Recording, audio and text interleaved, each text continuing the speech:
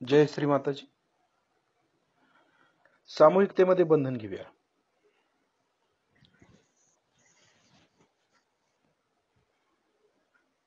शिस्तीत बंधन घेऊया.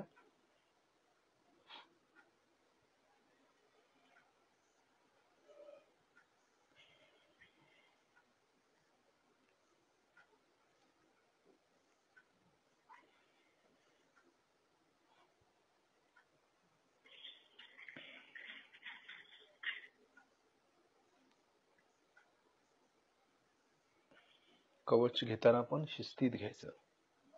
आपल्याला व्हायब्रेशन्स जाणवल्या पाहिजेत.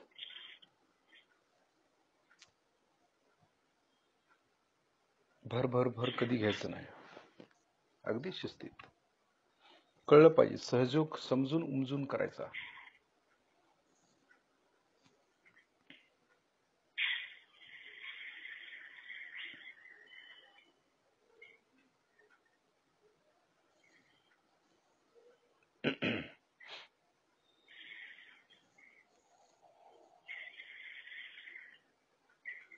त्यानंतर आपले दोन्ही हात श्रीमातांच्याकडे.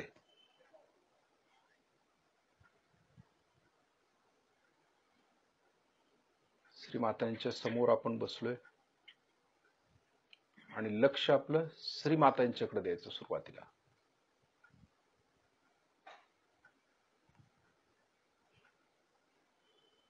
तसंच दोन्ही हातांच्या बोटांच्या वरती लक्ष केंद्रित करायचं.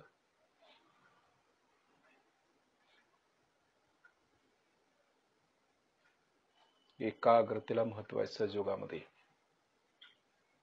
कुठलीही गोष्ट करत असताना एकाग्रतेनं करायचं. विचलित व्हायचं नाही कधी सहयोगात. ध्यान करताना तरी. आपण ज्यावेळी ध्यानाला बसतो त्याच वेळेला विचार देखील भरपूर यायला चालू होतात आपल्या डोक्यात. असंही होऊ शकतं. म्हणून सुरुवातीपासूनच आपण श्रीमातांनाच बघायचं. डायरेक्ट बसल्यानंतर काय करायचं, श्रीमातांना पाहायचं. श्रीमातांना बघितल्याबरोबर आपण निर्विचार व्हायला चालू होतो. आपल्या डोक्यातले सगळे विचार निघून जातात. शांत होतो मन आपलं. त्यानंतर आपल्या भावनेकडे लक्ष केंद्रित करायचं, म्हणजे हृदयाकडे. आपल्या हृदयामध्ये कुठले भाव उमटतात ते पाहायचं. त्यामध्ये कोणाविषयी क्रोध आहे का बघायचं, कोणाविषयी ईर्ष्या वाटते का बघायचं, अहंकार वाटतो का बघायचं. या सर्व गोष्टी बघायच्या आहेत आपल्याला. त्याला आत्मपरीक्षण म्हटलेलं आहे श्रीमातांनी. स्वतःचं आत्मपरीक्षण करून बघायचं की माझ्यामध्ये काय दोष आहे. मी स्वच्छ आहे का. श्रीमातांच्या समोर बसलेलो आहे आपण, तर मी स्वच्छ आहे का हे बघायचं. तर बसल्या बसल्या ध्यानाला नाही लागलं पाहिजे. जर तसं केलं तर ध्यान लागत नाही. आपण एकाच साईडला जातो, कुठेतरी लेफ्टला तर जाऊ किंवा राईटला तर जाऊ. म्हणून अगोदर मध्यात येण्यासाठी स्वतःचं आत्मपरीक्षण करून बघायचं. माझ्यामध्ये काय दोष आहेत, माझ्या डोक्यामध्ये कुठले विचार येत आहेत, हे श्रीमातांच्या समोर बसून पाहायचं आधी. आणि आपण निर्विचार होतो का इकडे लक्ष केंद्रित करायचं सतत. खरोखर ध्यानाबरोबर निर्विचारिता येते का, आपणाला संतुलन आलं का, उगीचच आपण ध्यानात बसतोय. संतुलित व्यक्तिमत्व आपलं झालं का, सामूहिक व्यक्तिमत्व आपलं झालं का, हे बघणं महत्वाचं आहे. त्यासाठी आपली इडानाडी आपण स्ट्रॉंग करणं आवश्यक आहे. इडानाडी जी महाकालीची शक्ती आहे, ही महाकालीची शक्ती आपल्यामध्ये शक्तिशाली असणं अत्यंत आवश्यक आहे. ही शक्ती कायम जागृत पाहिजे आपल्यामध्ये. आणि ती जर जागृत झाली तर आपल्याला ती आनंद प्रदान करते. आनंद देणारी शक्ती आहे डावी बाजू. खर तर आपल्याला राईट पेक्षा लेफ्ट साइडची जी नाडी आहे तिचा जास्त त्रास होतो. कारण हृदय त्या बाजूला आहे आणि हृदयामध्ये सर्व काही सामावलेलं आहे. आपल्या भावना, आपला अहंकार, आपल्या ईर्ष्या, आपला द्वेष, हे सगळं काही ते लेफ्ट साइडलाच आहे. हे सगळे दोष जे आहेत ते सगळे डाव्या बाजूला आहेत. त्यामुळे काय होतं, डाव्या बाजूला सगळ्या बाधा पकडतात लगेच. आपल्याला कुणी काय बोललं लगेच राग येतो, लगेच वाईट वाटतं आपल्याला, कारण डाव्या बाजूला जातो आपण, लगेच भावनिक होतो. सहजोग भावनिक होऊन करायचं नाही आपल्याला, किंवा राईटला जाऊन पण करायचं नाही, बौद्धिक पण नाहीये, ते मध्यात राहूनच केला पाहिजे आपल्याला. परंतु जोपर्यंत आपण डावी बाजू आपली स्वच्छ करत नाही आणि डावी बाजू आपण स्ट्रॉंग करत नाही, तोपर्यंत आपण ध्यानाच्या त्या परम सीमेपर्यंत जाऊ शकत नाही, तो आनंद आपण प्राप्त करून घेऊ शकत नाही. कारण महाकाली जी आहे ती शिवांची शक्ती आहे, आणि ती जोपर्यंत आपल्या आतमध्ये जागृत होत नाही तोपर्यंत ध्यानाचं समाधान काय आपल्याला मिळत नाही. ज्यावेळी आपण श्रीमातांच्या समोर बसतो त्यावेळेला आपण बघायचं की आपल्याला आपण कुठल्या बाजूला जात आहोत, स्वतःचं आत्मपरीक्षण करून बघायचं. तर जास्त वेळा आपल्याला असं दिसून येईल की आपल्याला डावीकडे आपण जास्त जातो, डाव्या बाजूची चक्र आपल्याला जास्त लागतात कधी कधी. कारण पण तसंच आहे, कारण डावी बाजू जी आहे ती भूतकाळाची आहे. भूतकाळ म्हणजे आपण जन्मल्यापासून आतापर्यंतचा काळ, तो भूतकाळ झाला. तसंच आपल्या पूर्वजन्माचे जे संस्कार आहेत, किंवा आपल्या पूर्वजन्मामध्ये जर आपण कुठलं कर्म केलं असतं ते देखील आपल्या लेफ्ट साईडला येतं. म्हणजे डावी बाजू ही भरगच्च असते आपली. आपले कुठल्या प्रकारचे कर्म आहेत त्याप्रमाणे ती बाजू आपली पकडत असते आणि आपण त्या बाजूला जास्त झुकत असतो. आणि ही सर्वातून आपल्याला वर काढणारी शक्ती आहे ती म्हणजे महाकालीची शक्ती, जी तिचं रौद्र स्वरूप आहे. ही महाकाली आपल्या डाव्या बाजूला आहे. म्हणून डावी बाजू जी आहे ती इच्छाशक्ती आहे आपली, तीव्र इच्छाशक्ती बाळगायची आपण. सहयोग करत असताना आपल्यामध्ये जर तीव्र इच्छाशक्ती असेल तर कुठलंही घटित न होणार काम घटित होतं इच्छाशक्तीनं. जे आपल्याला असं वाटतं की एखादी घटना आता ही घडणारच आहे, वाईट आहे, चांगली नाही आहे, तर आपल्या इच्छाशक्तीनं आपण ती बदलू शकतो. ही पॉवर सहयोग्यांच्या मध्ये आहे, कारण महाकालीची शक्ती आहे. तीव्र इच्छाशक्ती बाळगायला पाहिजे आपण. आणि ज्या वेळेला आपण तीव्र इच्छाशक्ती बाळगतो त्यावेळेला कुठलंही काम आपल्या हातून थांबत नाही, ते घटित होतच, पुढे जातो आपण. न होणारी कामं आपली होत जातात या इच्छेच्या बळावरतीच. विल पॉवर ज्याला म्हटलेलं आहे ती डाव्या बाजूकडून म्हणजे हृदयामध्ये असते ती. आणि डावी नाडी जी आहे ती मूलाधार शक्ती केंद्रापासून स्टार्ट होते, म्हणजे गणेश तत्वापासून सुरुवात होते आणि ती अज्ञात चक्रापर्यंत म्हणजे महागणेश तत्वात त्याचं विलिनीकरण होऊन परत ती वर जाते शस्त्रामध्ये. म्हणून ही जी महाकाली जी शक्ती आहे ही जागृत होण्यासाठी त्यामध्ये पवित्रता असणं अत्यंत आवश्यक आहे. कारण महाकालीचा जो मुलगा आहे तो श्री गणेश आहेत, आणि गणेश आपल्यामध्ये जर जागृत झाले आणि आपल्यामध्ये जर पवित्रता आली तर महाकालीची शक्ती ही प्रचंड वेगाने कार्य करू लागते. मग आपल्यातला भूतकाळ सगळा संपून जातो, आपल्या कर्माची निर्जरा होते, अकर्मात उतरतो आपण. म्हणून महाकालीच्या शक्तीला फार महत्व आहे. म्हणून डावी नाडी जी आहे ती आपण कायम स्वच्छ ठेवायची, शुद्ध ठेवायची. कुठलंही चक्र डाव्या बाजूचं लागत असेल लगेच कॅन्डल ट्रीटमेंट. आणि त्यामुळे अग्नितत्वामुळे आपली डावी बाजू जी आहे, जी अंधकारातून आपण आलेलो आहोत त्याचा उजेड पर्यंत पोहोचवायचं काम हे दीप करत असतं आपल्यामध्ये, किंवा कॅन्डल करत असतं. म्हणून डाव्या बाजूला जर आपण जास्त झुकलो तर आपण कॅन्डल ट्रीटमेंट करणं अत्यंत आवश्यक आहे. आता हळूहळू आपले डोळे बंद करायचे, लक्ष दोन्ही हातांच्या बोटांच्या वरती. श्रीमातांच्याकडून जे काय चैतन्य यायला गेलेलं आहे ते आपण शोषून घ्यायचं. ही शोषून घेण्याची प्रक्रिया देखील आपल्याला डाव्या बाजूकडूनच येते, महाकालीकडनं येते. तीव्र इच्छा आहे ना आपली, चैतन्य येते तर शोषून घेतो आपण इच्छाशक्तीनं, की विल पॉवर आहे की नाही मी हे चैतन्य शोषून घेणार. ही जी शोषून घेण्याची प्रक्रिया आहे ती महाकाली शक्ती जागृत झाल्याबरोबर ते आपल्यामध्ये उपजत येतं. वरदान आहे ते आपलं, महाकालीचं वरदान आहे आपल्याला, की ती शोषून घेण्याची प्रक्रिया वाढते आपली. म्हणून डावी बाजू पण स्वच्छ ठेवायची फार. जे काय श्रीमाताजी चैतन्य देत आहेत, जे काय अमृत देत आहेत श्रीमाताजी, ते आपण खेचून घेण्याचा प्रयत्न करायचा आहे. एकसारखं कुठलाही विचार आपल्या डोक्यामध्ये येऊ द्यायचं नाही आपल्याला.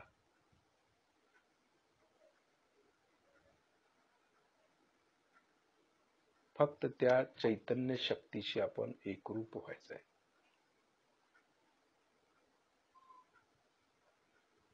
आपण ती महाकालीची शक्ती आठवायची. श्रीमातांचं जे महाकालीचं रौद्र रूप आहे ते आठवायचं आपण. म्हणजे आपली डावी नाडी पण स्वच्छ होऊन जाते, क्लिअर होऊन जाते. रौद्र रूप आठवल्यामुळे काय होतं की आपल्यातल्या ज्या निगेटिव्हिटीज आहेत, डाव्या बाजूला ज्या बाधा आहेत, त्या सगळ्या पळून जातात किंवा त्या निघून जातात. कारण ते देवीला घाबरतात, देवीच्या रौद्र रूपाला, देवीच्या हुंकाराला ते घाबरतात. म्हणून देवीचं रौद्र रूप कधी पण आठवायचं. ध्यानाच्या वेळेला हे फार महत्वाचं आहे. कधी कधी आपण देवीचं जर रौद्र रूप आठवलं तर डावी बाजू ही आपोआप स्वच्छ व्हायला चालू होते. आणि त्या रौद्र स्वरूपाचं ज्यावेळी आपण ध्यान करू त्यावेळेला आपल्या असं लक्षात येईल की चैतन्य जोरदारपणे व्हायला लागतं.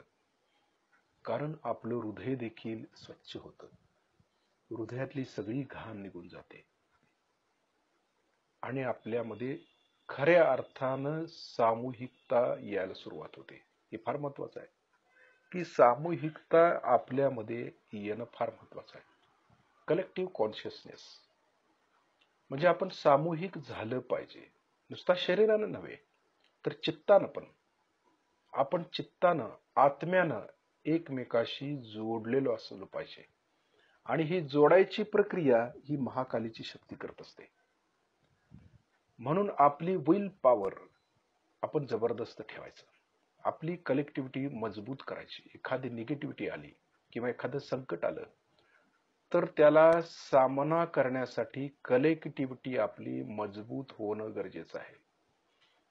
आज व्हायरसचा एवढा मोठा प्रॉब्लेम आपल्यामध्ये येतोय, परंतु जोपर्यंत आपण खऱ्या अर्थानं सामूहिक होत नाही आणि त्याला सामना करत नाही, विल पॉवर आपल्या शुद्ध इच्छेनं, विल पॉवरनं आपण त्याला रोकथाम करत नाही, तोपर्यंत ती वाईट असुरी शक्ती मागे सरकत नाही. आणि ते एकट्या दुकट्याचं काम नाही, ते कलेक्टिव्हिटीचं काम आहे. कलेक्टिव्ह वर्क असं असायला पाहिजे. म्हणजे ज्या वेळेला आपल्यामध्ये ती शक्ती जागृत झाली की ती सर्वांच्या मध्ये एकसारखी जाणीव झाली पाहिजे, अशी कलेक्टिव्हिटी.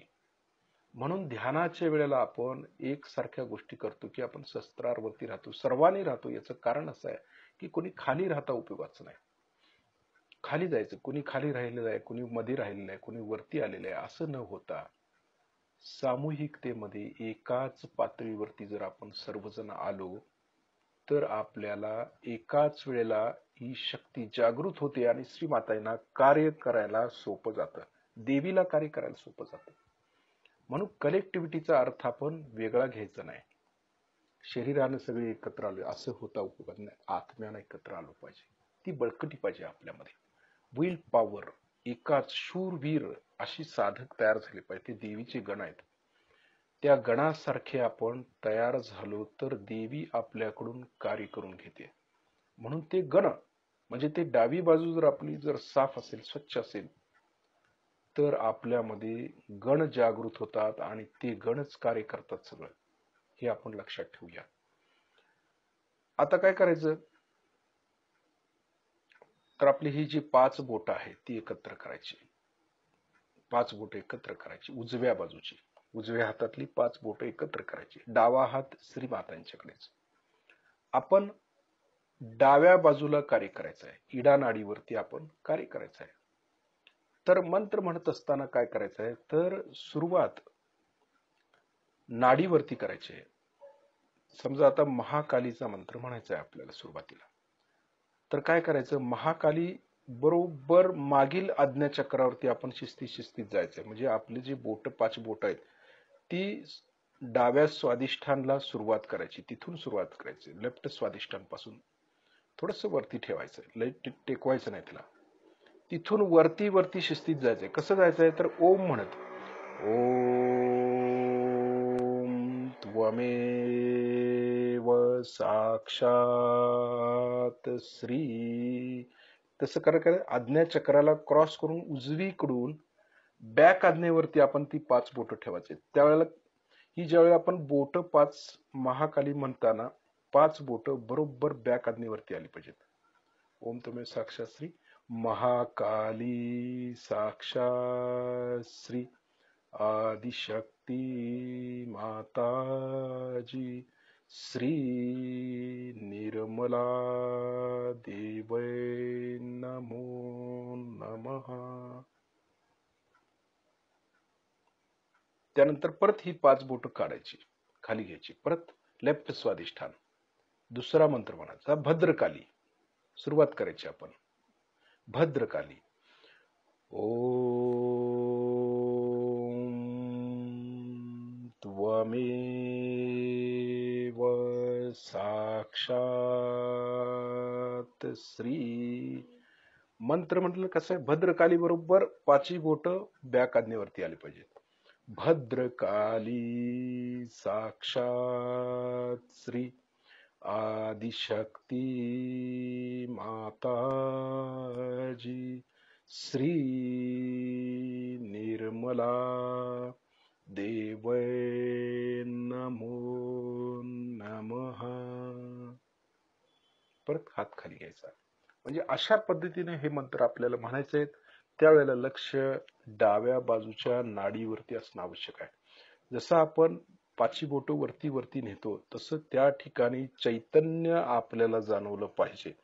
आणि बरोबर तो मंत्र मागील आज्ञाचक्राला क्रॉस करून तसंच मागील आज्ञाचक्रावरती ती 5 बोटं ठेवायची. आता महाकालीचा मुलगा म्हटल्यावर काळ भैरव आहेत. तर काळ भैरवचा मंत्र म्हणूया आपण, पण तो तसाच म्हणायचा. काळ भैरव 5ही बोटं खाली, तसंच नाडीवरून वरती जायचं. काळ भैरव. ओम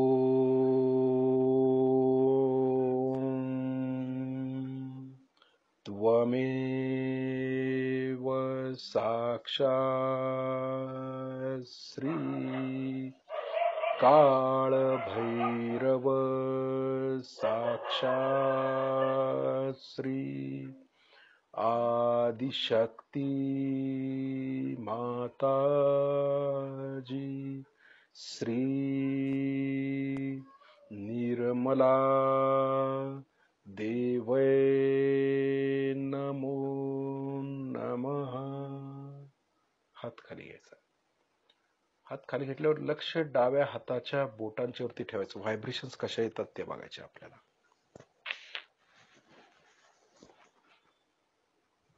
दुसरा मंत्र कंकाळ भैरव. ओम त्वमेव साक्षात श्री कंकाळ भैरव साक्षात श्री आदिशक्ती माताजी श्री निर्मला देवै नमो नमः. हात खाली घ्यायचा परत. हे आपल्या लक्षात आलं. आता मंत्र म्हणताना डाव्या बाजूची जी चक्र किंवा नाड्या जी आहेत ती स्ट्रॉंग होण्यासाठी आपण हे सगळं करतोय. स्मशान भैरव मंत्र म्हणताना तसंच वरती जायचंय. ओम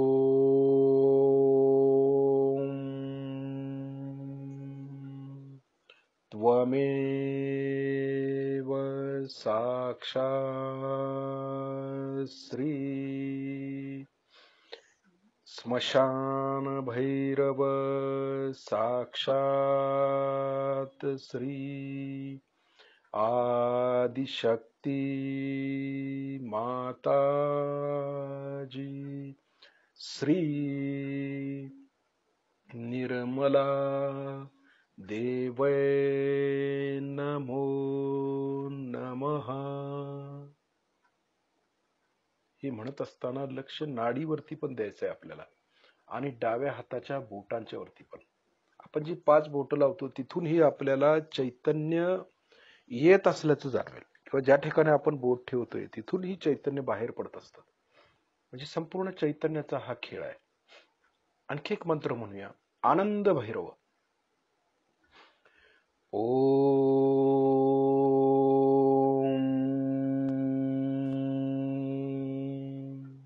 त्वमेव साक्षात् श्री आनंद भैरव साक्षात् श्री आदिशक्ती माताजी श्री निर्मला देवै नमो नमः. व्हायब्रेशनची जाणीव. आणखी एखादा मंत्र म्हणूया आपण, बटुभैरव. मंत्र म्हणत असताना बघा, आता आपण उजव्या जी 5 बोट आहेत ती आपण स्वादिष्ठानावरच्या वरती अशी धरलेले आहेत.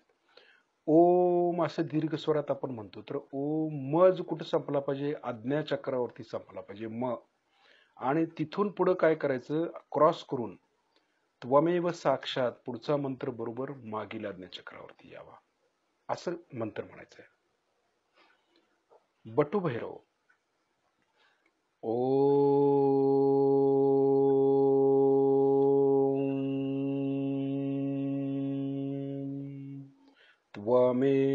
त्वमेव साक्षात्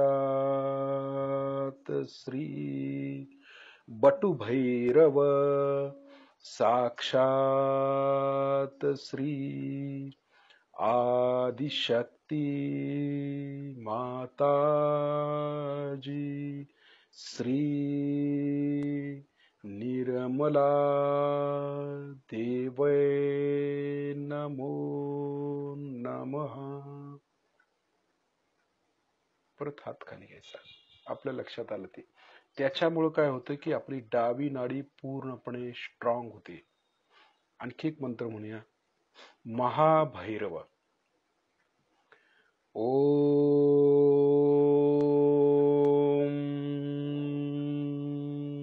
त्वमेव साक्षात् श्री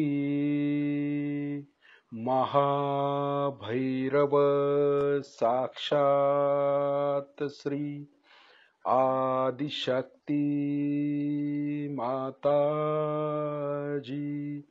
श्री निर्मला देवै नमो नमः.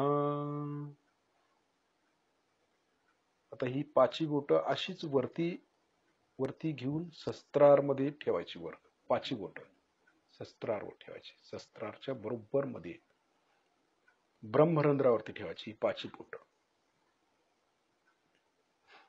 श्री माताजी, आपण साक्षात श्री सहस्त्रार स्वामिनी आहात. कृपा करून आमच्या सहस्त्रार चक्रामध्ये विराजमान व्हा. देवीला आवाहन करतोय आपण. तीच महाकालीचं रूप आहे, आदिशक्तींचं रूप आहे. ते आता आपल्या सहस्त्रारमध्ये विराजित व्हावं आणि त्यांची आम्हाला जाणीव व्हावी म्हणून आपण श्रीमाताने प्रार्थना करतोय. श्री माताजी, आपण साक्षात श्री आदिशक्ती आहात. कृपा करून आमच्या सहस्त्र दल कमलामध्ये विराजमान व्हा. ज्या ठिकाणी आपण 5 बोट ठेवल्यात त्या ठिकाणी लक्ष केंद्रित करायचं. या 5 बोटावरती लक्ष द्यायचं आहे.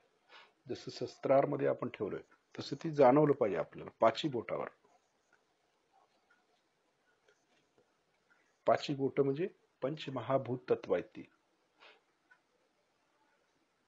आता हात किंचित वरती घ्यायचा. तो 5 बोट अशी वर घ्यायची, थोडस वर 7-8 इंच वर, आणि बघायचं आपल्याला टाळूतून त्या बोटावरती चैतन्य येतं का, हे महत्वाचं आहे.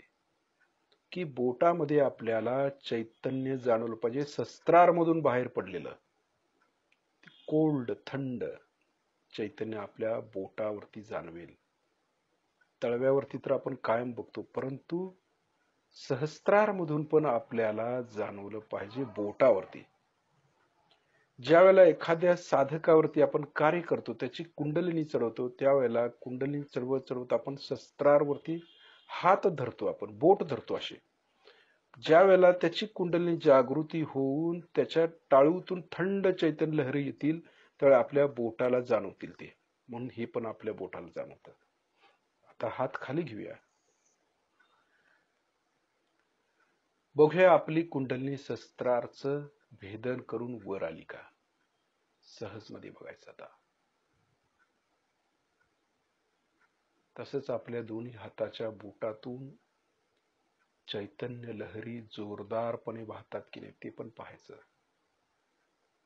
हातातून आणि टाळूतून देखील आपल्याला परम चैतन्याची झोतच्या झोत आलेली दिसतील. ही शक्ती जागृतीची अनुभूती, म्हणजे ही शक्ती आहे, ही श्रीमातांची शक्ती आहे, ही महाकालीची शक्ती आहे, ही महासरस्वतीची शक्ती आहे आणि महालक्ष्मीची पण शक्ती आहे. आणि या तिन्ही शक्त्या वरती गेल्यानंतर त्याचं रूपांतर आदिशक्तीमध्ये होतं, मूळ शक्तीमध्ये होतं, शिवांच्या शक्तीमध्ये होतं. बघायचं आता हळूहळू आपली कुंडलिनी शस्त्राच्या वरती आणायची. आता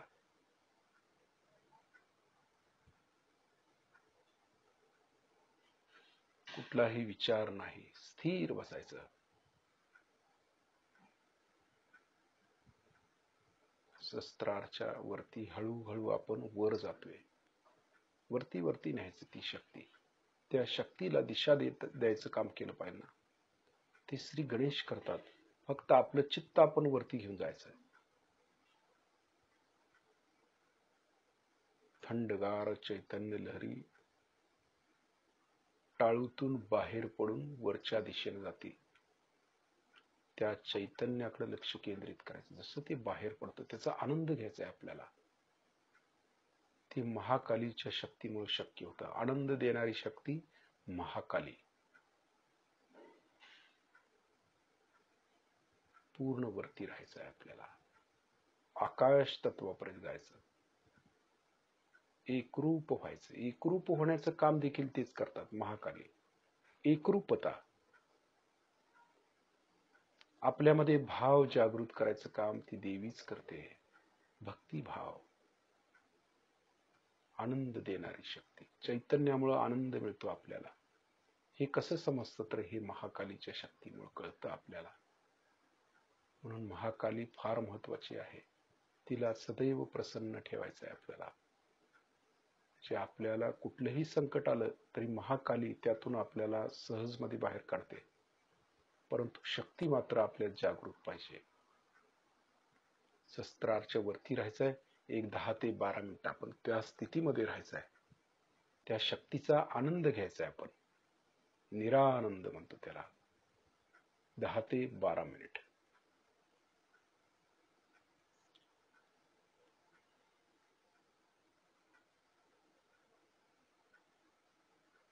दिवस मनाया गया और आज भी लग रहा है कि फिर आप लोग हमारा अब जन्म दिवस मनाते रहेंगे।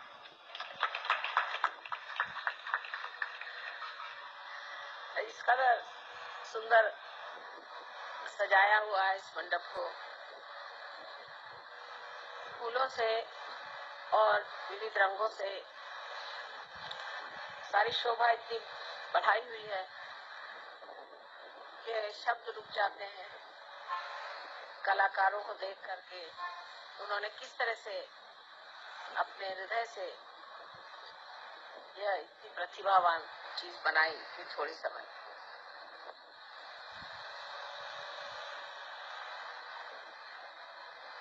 आज विशेष स्वरूप ऐसा है कि अधिकतर इन दिनों में जबकि ईस्टर होता है, मैं लंदन में रहती हूँ और हर ईस्टर की पूजा लंदन में ही होती है। तो उन लोगों ने ये खबर की कि माँ कोई बात नहीं, आप कहीं भी रहें जहाँ भी आपकी पूजा होगी वहाँ हमको याद कर लीजिएगा और हम लोग यहाँ ईश्वर की पूजा करेंगे उसे। इतनी जल्दी में आज पूजा का सारा इंतजाम हुआ और इतनी सुंदरता से, ये सब परमात्मा की असीम कृपा है जो उन्होंने ऐसी व्यवस्था करवा दी। लेकिन यहाँ एक बहुत बड़ा कार्य आज से आरंभ हो रहा है। आज तक मैं अगुरुओं के बारे में बहुत कुछ कहा करती थी और बहुत खुले तरीके से मैंने इनके बारे में बताया कि ये कितने दुष्ट हैं, कितने राक्षसी हैं और ये किस तरह से एक सच्चे साधकों का रास्ता रोकते हैं और उनको गलतफहमी में डाल के एकदम उल्टे रास्ते पे डाल देते हैं। और इसके लिए बहुत लोगों ने जताया कि ऐसी बात करना ठीक नहीं, इससे गुरु लोग आप पे आक्रमण करेंगे और आपको सताएंगे। लेकिन हुआ उसके बिल्कुल उल्टे। किसी ने भी हमें कचहरी नहीं दिखाई, ना ही किसी ने हमारे बारे में कोई बात कही। एक एक करके हर एक दुष्ट सामने आ गया और दुनिया ने जाना कि जो कुछ भी हमने इनके बारे में कहा था वो बिल्कुल सत्य है। आज धीरे धीरे यह गुरु मिट रहे हैं, लेकिन तांत्रिक अब भी काफी अपना जोर बढ़ाए हुए हैं और आपके कलकत्ते में इसका मेरे ख्याल से मुख्य स्रोत है। यहाँ पे वो पनपते हैं और यहीं से सारे दुनिया में छाते हैं। आज ही जिन साहब से मुलाकात हुई उनसे इतने तांत्रिकों पे बातचीत हुई, उन्होंने बताया कौन कौन उनके आश्रय में आए और कौन कौन महात्मा बन गए। मुझे लगा यह अभियान अब शुरू हो गया कि तांत्रिकों को एक एक करके ठीक करना जरूरी नहीं है, सबको एक साथ ही गंगा जी में धो डालना चाहिए, तभी इनकी तबीयत ठीक होगी। तो आज से ये जो महिषासुर सब दूर फैल गया है, इसको खत्म करने का ही अभियान शुरू होना चाहिए।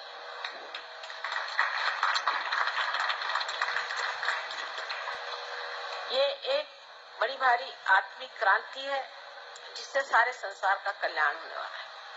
सारा संसार इस क्रांति से पुनीत हो जाएगा और आनंद के सागर में परमात्मा के साम्राज्य में रहेगा। लेकिन उसके लिए सबको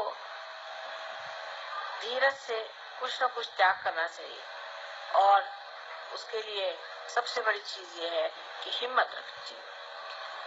हिम्मत से अगर काम लिया जाए तो कोई वो दिन दूर नहीं जब हमारा सारा संसार सुख से भरा हो जाए। किंतु उसमें सबसे बड़ी अड़चन आती है हमें, जबकि सहयोगी गहनता में उतरते नहीं। सहयोगियों को चाहिए कि वो बहुत गहन उतरे। हर सहयोगी के लिए ये एक बड़ी जिम्मेदारी है कि उन्हें इस क्रांति में ऐसा कार्य करना चाहिए जो एक विशेष रूप धारण किए हो। अभी तक जो भी सहयोगी मैं देखती हूँ उनमें यही बात होती है कि अभी हमारी ये पकड़ आ रही माँ, अभी हमारे ये चक्र पकड़ रहे हैं, हमारी ये हो रहा है, अभी हमारे अंदर ये दोष है, ऐसा है वैसा है। लेकिन जब आप देना शुरू करें, जब आप दूसरों को देना शुरू करेंगे, जब दूसरों का उद्धार करना शुरू करेंगे, तो अपने आप ये सब चीजें धीरे धीरे कम होती है। चित्त आपका इधर ही रहना चाहिए कि हमने कितनों को दिया, कितनों को हमने पार कराया, कितनों को हमने सहयोग में लाया है। जब तक हम इसको बहुत जोर से नहीं कर सकते तब तक सहयोग का कार्य आगे नहीं बढ़ता और ये बढ़ाना अत्यंत आवश्यक है। उसके लिए और भी बहुत सी बातें करनी चाहिए जो कि हम लोग सोच रहे हैं कि 1 साल के अंदर घटित हो जाएगी। उसमें से एक बात ऐसे सोच रहे हैं कि एक इस तरह का कोई आश्रम बना ले जहाँ पर कि सहयोगी अलग अलग जगह से आके रहेंगे और उनको सहयोग के मार्ग की पूर्ण पूर्णतया उनको परिचित किया जाएगा। इतना ही नहीं, लेकिन उनकी जो कुंडलिनी है उसकी जागृति भी पूर्णतया हो जाएगी और वो एक बड़े भारी महान योगी के रूप में सारे संसार में कार्यान्वित हो। इसकी व्यवस्था सोच रहे हैं और मेरे विचार से साल भर के अंदर कोई न कोई भी ऐसी चीज बन जाएगी जहाँ पर आप लोग कम से कम 1 महीना आके रह सकते हैं और वहाँ रह करके आप इस सहयोग में पारंगत हो जाए और एक निष्णात प्रवीण सहयोगी बन के सारे संसार में आप कार्य कर सकते हैं। पर सबसे बड़ी बात यह है कि जो हमारे अंदर एक तरह का अपने प्रति एक अविश्वास सा है, जो डिफिडेंस है, उससे हमें बाज आना चाहिए। हम आपसे बताते हैं, यहाँ जो डॉक्टर वॉरेन है, ये जब सहयोग में आए थे तो हमारे पास ज्यादा 8 दिन तक रहे, उसमें भी लड़ते झगड़ते ही रहे पूरी समय। उनके पहले समझ ही नहीं आ रहा था कि किस तरह से अपने को ठीक करें। बहरहाल जो भी हो, उसके बाद जब वो ठीक हो गए तब वो वापस ऑस्ट्रेलिया चले गए और ऑस्ट्रेलिया जाने के बाद उन्होंने इतने लोगों को पार कर दिया, इतने लोगों को ठिकाने लगा दिया कि मुझे बड़ा आश्चर्य हुआ कि जिन्होंने गणपति भी किया उसे जाना नहीं था, जिन्होंने किसी भी देवता के बारे में जाना नहीं था, जिन्होंने कुंडलिनी के बारे में कुछ जाना नहीं था, वो 8 दिन के अंदर इतने बढ़िया होकर के और सारे ऑस्ट्रेलिया पर छा गए। तो ये सोचना कि हम इसको नहीं कर सकते हैं या कैसे करें, इसमें ये उलझन है, लोग क्या समझेंगे, इस तरह की अगर आपने विचारधारा रखी तो सहयोग बढ़ नहीं सकता। परमात्मा आपके साथ में है, शक्ति आपके साथ में है, आप स्वयं योगी हैं और सब योगियों पे ये जिम्मेदारी है कि इस कार्य को पूरी तरह से करें। जब तक आप संगठित रूप से नहीं रहेंगे तब तक ये कार्य नहीं हो सकता। संगठित होना पड़ेगा और संगठित होने का मतलब यह है कि आप एक शरीर के अंग प्रत्यंग हैं। एक सहयोगी को दूसरे सहयोगी से कभी भी विलग समझना नहीं चाहिए। जैसे कि मैं देखती हूँ कि शुरुआत में सहयोगी, जो इंसान सहयोगी नहीं है उसके और ज्यादा मुड़ता है बनिस्बत उसकी ओर जो सहयोगी है। तो पहली तो बात ये होनी चाहिए कि जो हमारे दूसरे भाई बहन माने सहयोगी हैं उनके आगे बाकी सब पराए। कोई कुछ भी बात कहे, उनके साथ हमको किसी तरह से भी एक मत नहीं होना, क्योंकि वो चक्कर में आपको डाल देंगे और आपके अंदर फूट पड़ जाएगी। इस आसुरी विद्या से अगर बचना है तो आपको ये समझ लेना चाहिए कि आप योगी जन हैं और आप परमात्मा के साम्राज्य में हैं। हर आसुरी विद्या का एक एजेंट है, समझ लीजिए, वो आपको खींचना चाहता है कि आप इस विद्या से हट जाए और उनकी विद्या में आ जाए। और उनकी चालाकियां इतनी सुंदर है कि आपकी समझ में आए। इसलिए पहली चीज एक है नियम कि हम सहयोगियों के विरोध में जाए और कोई ग्रुप हम नहीं बनाए। अगर कहीं ग्रुप जरा सा भी बनने लग जाता है सहयोग का तो उसको मैं तोड़ देती हूँ और ऐसा तोड़ा है। अब जैसे ग्रुप बन गए, दिल्ली वाले हो गए, फिर दिल्ली में कोई हो गए, तो जैसे करोल बाग के हो गए तो कोई कहीं के हो गए, बम्बई वाले हो गए तो बम्बई वाले, उनमें भी अब कोई नागपाड़ा के हो गए तो कोई दादर के हो गए तो कोई कहाँ के हो गए। अब करते करते फिर आप ऐसी छोटी जगह में पहुंच जाएंगे जहाँ सिर्फ आप अकेले बैठे रहेंगे और आप कहेंगे कि सहयोगी कहाँ गए। तो इसमें कोई सी भी चीज ग्रुप नहीं बना सकता। जब इंसान में कैंसर सेट होता है तब वो ग्रुप बना के होता है। एक आदमी में अगर डीएनए जिसे कहते हैं, एक आदमी में खराब हो जाए, एक सेल में अगर खराबी आ जाए, एक ही सेल में अगर खराब आ जाए तो वो दूसरे सेल पे जोर करेगा और वो दूसरा सेल तीसरे पे करेगा और ऐसा एक उनका गुट बनता जाएगा और वो चाहेगा कि हमारा जो गुट है वो सबके ऊपर में हावी हो जाए। जब वो सब पे हावी होने लग जाता है, जैसे कि समझ लीजिए कि आपके नाक के सेल्स हैं वो अगर बढ़ने लग गए तो उन्होंने एक गुट बना लिया और एक बड़ा सा यहाँ पर लंप सा हो गया और उसने जाकर के आक्रमण किया आपकी आंख के ऊपर में, आंख को ढक लिया, फिर वहां से गए कान को ढक लिया। इस तरह से कैंसर जो होता है वो अपनी अपेक्षा दूसरों को नीचे समझता है और एक ग्रुप बना करके उनको, जो दूसरे लोग हैं जो कि सहयोगी हैं, उनको दबाता है। ऐसी बीमारी सहयोग में घर फैल जाए तो उसका ठिकाना मैं खूब लगाती हूँ। चाहे मैं कहीं भी रहूँ, चाहे मैं लंदन में रहूँ, चाहे मैं अमेरिका में रहूँ, चाहे कहीं रहूँ, उसका ठिकाना अपने आप हो जाए। इसलिए किसी को भी कोई ग्रुपबाजी नहीं करनी चाहिए। किसी को भी ये नहीं सोचना चाहिए कि हम एक ग्रुप के हैं। अगर 10 आदमी एक साथ रहते हैं और बार बार एक ही साथ 10 आदमी रहते हैं तो समझ लेना चाहिए कि ग्रुप बन रहा है। सहयोगियों को कभी भी एक साथ 10 आदमी हर समय नहीं रहना चाहिए।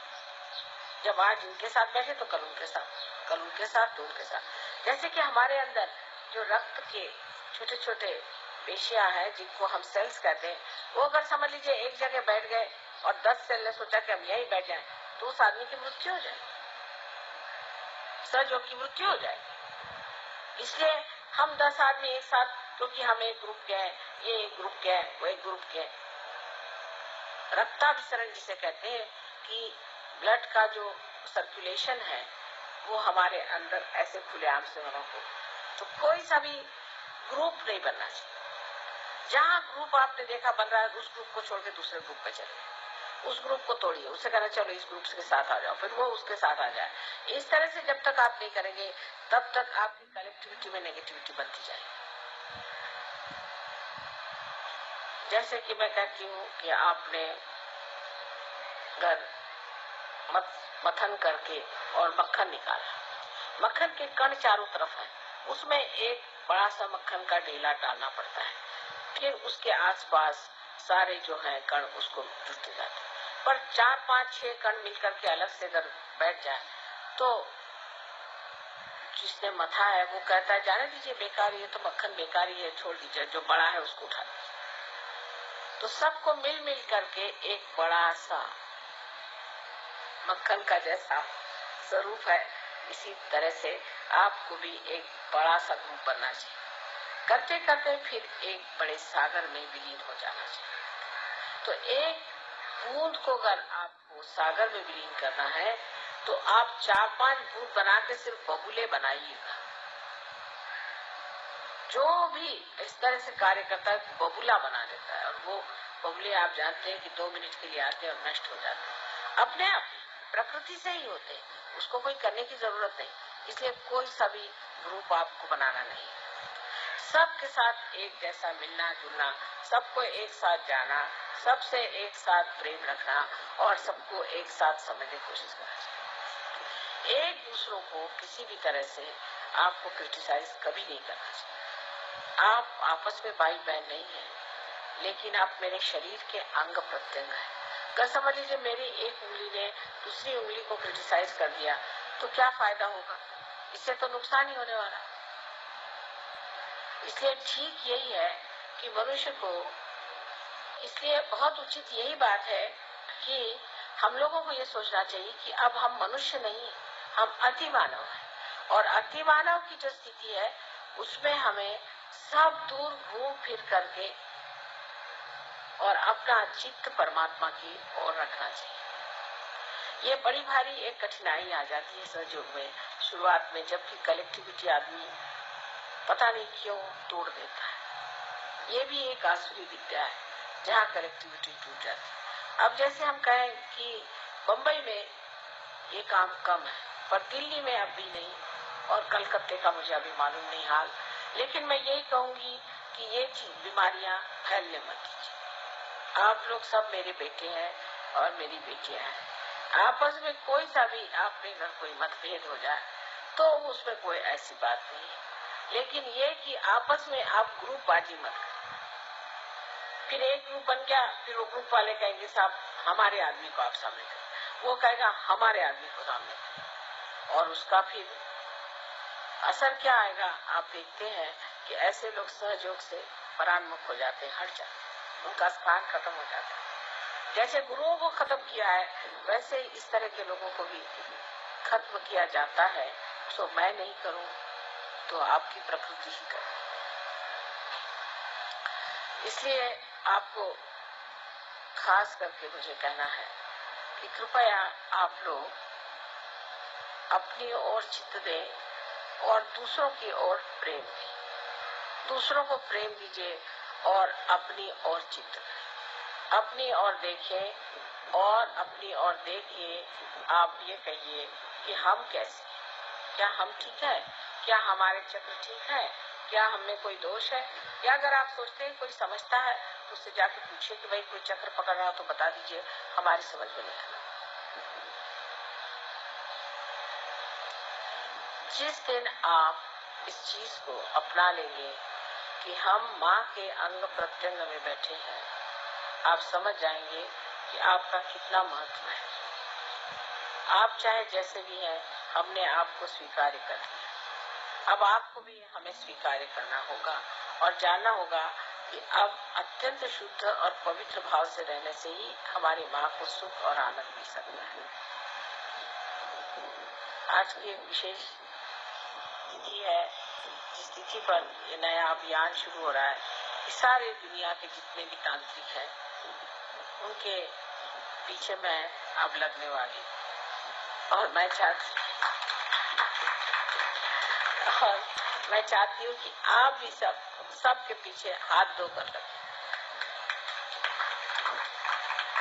और जहाँ भी कोई तांत्रिक दिखाई दे तो उसके पास जाने वाले लोगों के लिए कुछ आप चाहे तो उसके लिए हैंडबिल्स वगैरह छपा के वहाँ भेज दीजिए कि ये आप तांत्रिक है और तांत्रिक से भागते रहिए।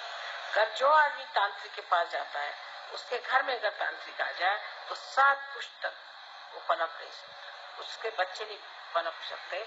7 पुश्त तक उसके यहाँ हालत खराब है, बड़े बड़े नुकसान हो जाएंगे, उसके घर जल जाएगा और हो सकता है उसकी बीवी कहीं आत्महत्या कर ले। उसमें उसके घर में हमेशा तकलीफें, दुख और परेशानी। इसलिए ये जो अभियान है इसका आज का दिन ही ऐसा है कि इसे सब लोग मजाक में अप्रैल फूल का दिन कहते हैं। तो इनको बेवकूफ बना बना के ही पटका जाएगा, इनको बेवकूफ बना के और पटका जाएगा, क्योंकि ये अपने को बहुत अक्लमंद समझते हैं। तो इनकी जो बेवकूफियां हैं उनका पूर्णतया उद्घाटन करना आप लोगों का कार्य। आप सबके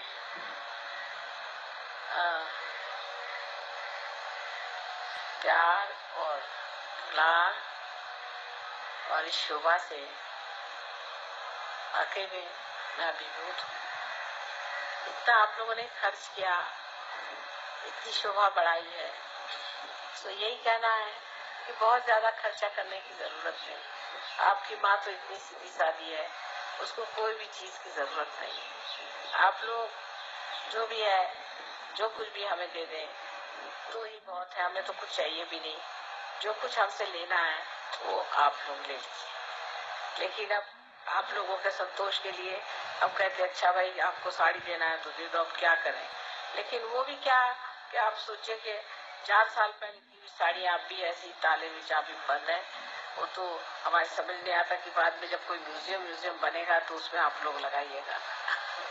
तो ये सब चीजें आपके शौक के लिए जो भी आप कहें, मेरे पास धरोहर रखी हुई है और इसकी कोई जरूरत नहीं। पर अब आपका प्रेम ऐसा है कि उसके आगे मैं कुछ बोल भी नहीं सकती और कुछ भी कह भी नहीं सकती। जो भी प्रेम से दीजिएगा, चाहे वो शबरी की बेर हो और चाहे आप लोगों की कीमती साड़ियां हो, सब मेरे लिए मान्य है।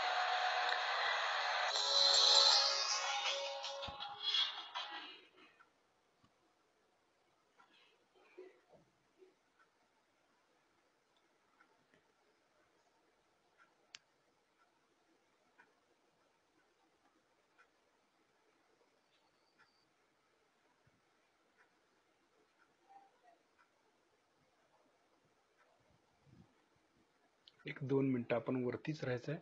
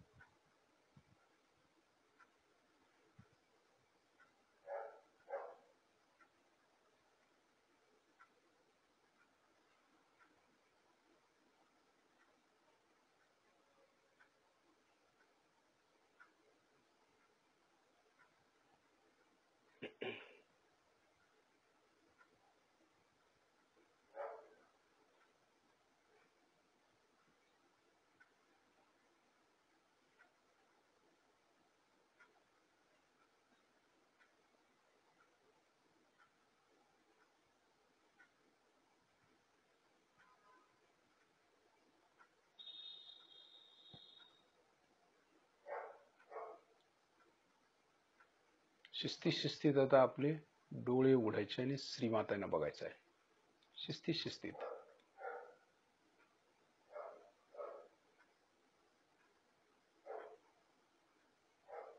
अवस्था तशीच ठेवायची आपली, शस्त्राच्या वरतीच. डोळे उघडे ठेवून आपण लक्ष शस्त्राच्यावर ठेवायचं आणि दोन्ही हातांच्या बोटांच्या वरती.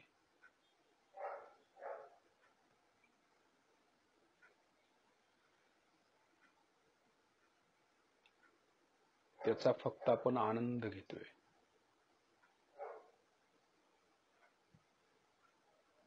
एक प्रकारचं विलक्षण शांतता आपल्याला मिळेल, समाधान, तृप्ती मिळेल. त्या चैतन्यामध्ये आपण न्हावून निघतोय अशी इच्छा. बघतोय श्रीमातांच्याकडे.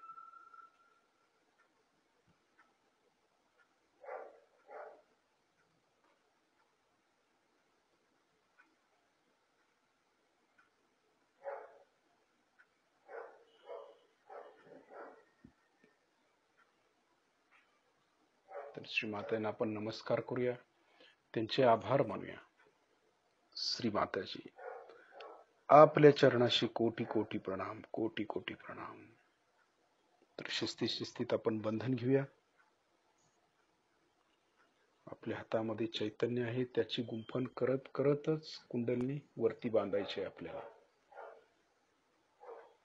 आपल्या चैतन्यात बरोबरच कुंडलिनी हळूहळू वरती आली पाहिजे. ती वरच आहे, परंतु धागे आपण वर आणतोय, त्यामुळं अधिक जाणीव आपल्याला शस्त्राच्यावर होते.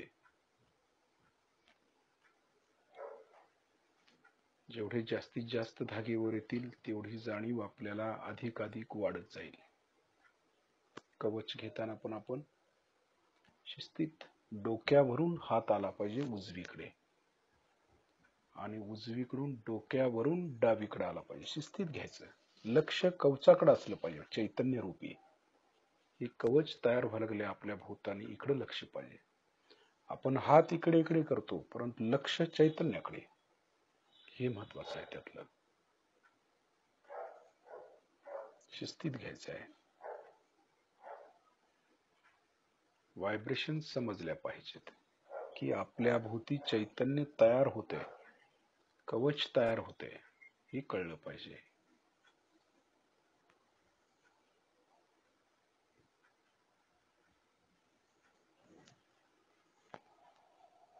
तर उद्या दिवसभर आपण लक्ष शस्त्राच्या वरतीच ठेवायचं आहे आणि महाकालीचं डाव्या बाजूला जास्त आपण लक्ष देण्याचा प्रयत्न करायचा. ती शक्ती आपण वाढवण्याचा प्रयत्न करायचा आहे.